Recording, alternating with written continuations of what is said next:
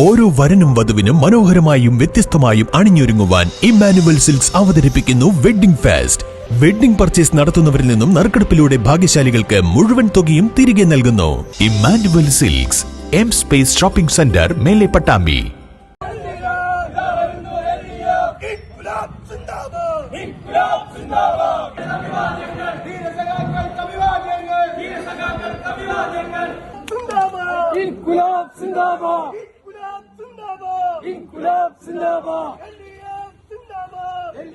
ഏലംകുളം ഗ്രാമപഞ്ചായത്ത് LDF സ്ഥാനാർത്ഥികൾ നാമനിർദ്ദേശ പത്രിക സമർപ്പിച്ചു.